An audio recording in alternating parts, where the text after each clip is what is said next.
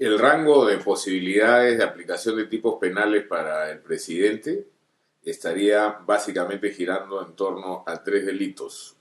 El primero sería de una posible colusión, es decir, que siendo funcionario público en su condición de ministro de Estado, ya sea primer ministro o ministro de Economía, ha pactado ilegalmente con la empresa Odebrecht, con H2 Olmos o algunas de las empresas que se han mencionado, para favorecerlos en el ejercicio de su función a cambio de recibir algún tipo de ventaja o prebenda que sería el honorario a su empresa.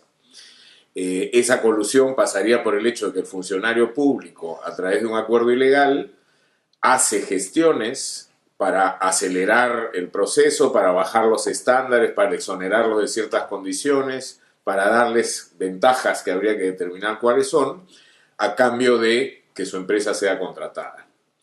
Esa misma acción también tipificaría como un delito de negociación incompatible en la medida en que su condición de funcionario público está violando su deber de lealtad con el Estado al cual representa para favorecer a un tercero privado. También habría ahí, en este caso, corrupción de funcionarios si es que se demuestra de que efectivamente ha habido una transacción económica para que en su condición de funcionario público haga algo o deje de hacer algo que debía hacer en función a sus obligaciones como funcionario público a cambio de la contratación de la empresa. Y por último, se alega que ha mentido, que él cuando ha sido preguntado en anteriores oportunidades ha dicho que no tenía ninguna vinculación con estas empresas y ahora se demostraría que sí las tuvo.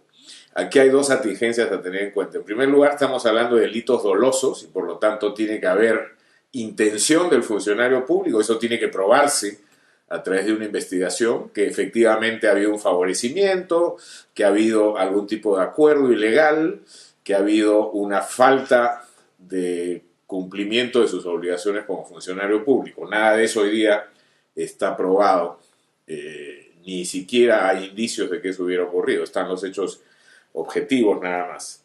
Y en el caso de la falsedad, tendría que demostrarse que cuando él dijo que no sabía, intencionalmente ha ocultado estos hechos sabiendo que habían ocurrido.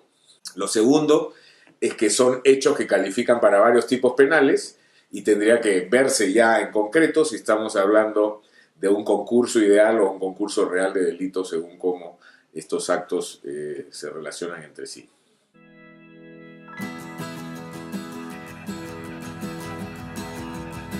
No.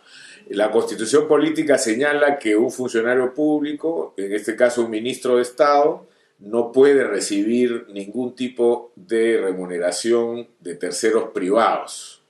Si eso ocurre, y solamente hay el hecho objetivo de que siendo funcionario recibió dinero, es una infracción a la Constitución y no es un delito. Para que haya delito tiene que probarse todo lo que acabo de decir, es decir, que ha habido una colusión ilegal, que ha habido una ventaja indebida a cambio de hacer algo en contra de sus deberes contra el Estado, pero el solo hecho objetivo de que haya incumplido con este mandato constitucional es una infracción constitucional, más no un delito.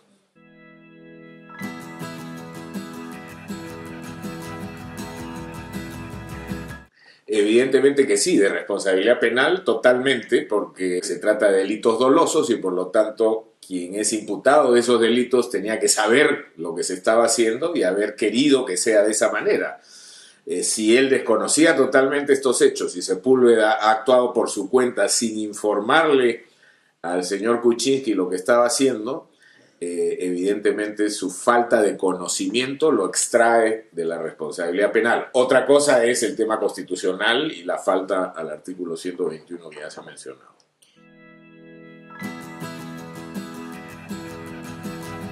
Odebrecht ha llegado a un acuerdo con la Fiscalía en el Brasil de que él va a entregar información a cambio de que la Fiscalía le dé una serie de condiciones. Una de esas condiciones ya se cumplió el día de ayer, que es que el señor se ha ido a su casa con arresto domiciliario y le han rebajado la condena de 19 años y algunos meses a menos de 10 años con arresto domiciliario. A cambio de la información que Odebrecht entrega, la Fiscalía le ha asegurado, y esto ha sido homologado por el Poder Judicial brasileño, que él no va a sufrir sanciones adicionales producto de esa negociación, en lo que los brasileños llaman delación premiada, Odebrecht ha entregado información y se ha comprometido a pagar unas cantidades de dinero muy importantes como reparación civil negociada con las autoridades judiciales.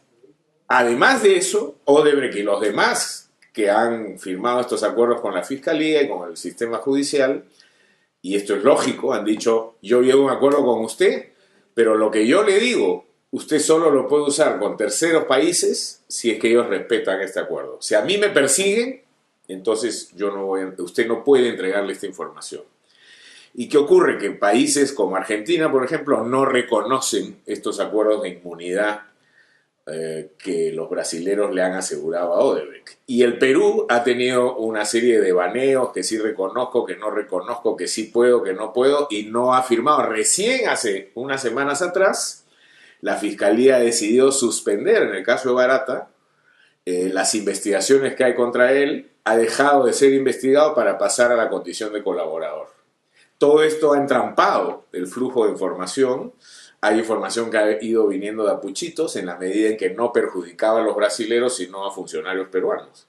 Pero ya en este punto, donde está incluso bajo sospecha el presidente, es obvio que los brasileros no van a entregar información, y ya lo dijo el fiscal de la Nación de Brasil hace un buen tiempo, nosotros no vamos a entregar información sobre los acuerdos a los que hemos llegado con la empresa Odebrecht y sus funcionarios si el Perú no les garantiza inmunidad, que es la inmunidad que nosotros les hemos dado en el Brasil.